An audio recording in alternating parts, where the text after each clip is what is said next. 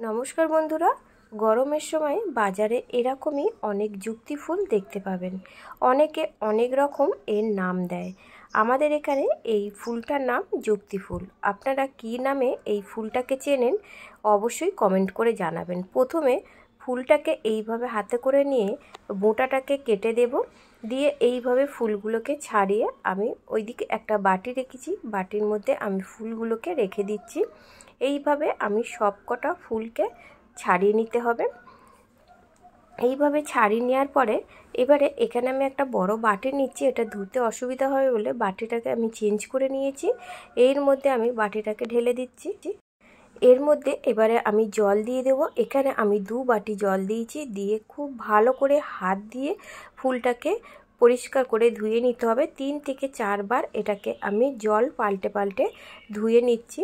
আপনারা অবশ্যই এটা জল পাল্টে ধুয়ে নেবেন। এবারে এখানে আমি একটা কড়া বসিয়ে দিয়েছি, গ্যাস অন করে দিয়েছি। এখানে 2 টেবিল চামচ সর্ষের তেল দিলাম। সর্ষের তেলটাকে দিয়ে খুব ভালো করে গরম হওয়ার পরে এখানে আমি 1 চা চামচ গোটা জিরে আর একটা শুকনো লঙ্কা ফোড়ন দেব। এই গোটা জিরে আর শুকনো লঙ্কাটাকে 15 থেকে 16 সেকেন্ড এটাকে ভেজে নিতে হবে। ভেজে নেওয়ার পরে এখানে আমি একটা ছোট সাইজের আলুকে লম্বা লম্বা করে কেটে ধুয়ে নিয়েছি। নেওয়ার পরে এই আলুটা আমি মশলার সাথে আবারও কষিয়ে নেব। যখন আলুটা একটু ভাজা হয়ে আসবে তখন আমি এর মধ্যে ডাঁটা দিয়ে দিচ্ছি। এই ডাঁটাটাকেও আমি খুব ভালো করে ডাঁটা আর বেগুনটাকে কষিয়ে নিতে হবে। এখানে ডাঁটা কিন্তু খুব বেশি কষাবেন না, আর আলাদা আলাদা করে সবজি ভাজারও কোনো প্রয়োজন নেই। 5 থেকে 6 মিনিট এটাকে ভেজে নিলেই কিন্তু খুব সহজেই এই রেসিপিটা তৈরি হয়ে যায়। সবজি যদি বেশি ভাজা হয়ে যায় তাহলে কিন্তু এই রেসিপিটা খেতে ভালো লাগবে না। বন্ধুরা চেষ্টা করবেন এরকম হালকা করে সবজিটাকে ভেজে নিয়ে।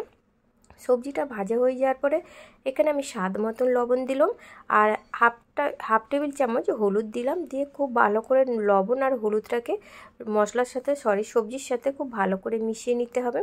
যখন দেখবেন সবজিটা মেশানো হয়ে গেছে তখন এর মধ্যে আমি 1 কাপ জল দিলাম। খুব বেশি জলের প্রয়োজন নয়, এখানে শুধু সবজিটা সিদ্ধ করার মতো যেটুখানি জল লাগবে সেটুখানেই বন্ধুরা এখানে জল দেবেন। জলটা দিয়ে এখানে আমি চাপা দিয়ে 5 মিনিট সিদ্ধ করে নেব।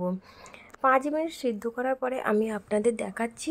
দেখুন সবজিটা কিন্তু একটু নাড়াচাড়া করে নিচ্ছি, আর আলুটা যে সিদ্ধ হয়ে গেছে দেখুন, আপনারা দেখেই বুঝতে পারছেন। এই সবজিটা খুব কম সময়ে সিদ্ধ হয়ে যায়, যেহেতু এখানে পাতলা করে আলুটা কাটা আছে। আর যে যুক্তি ফুলটা আমি জল ঝারিয়ে রেখে দিয়েছিলাম সেই যুক্তি ফুলটা আমি এর মধ্যে দিয়ে দিলাম। এর মধ্যে দিয়ে আবারও খুব ভালো করে এটাকে সবজির সাথে নাড়াচাড়া করে খুব ভালো করে এটাকে মিশিয়ে নিতে হবে।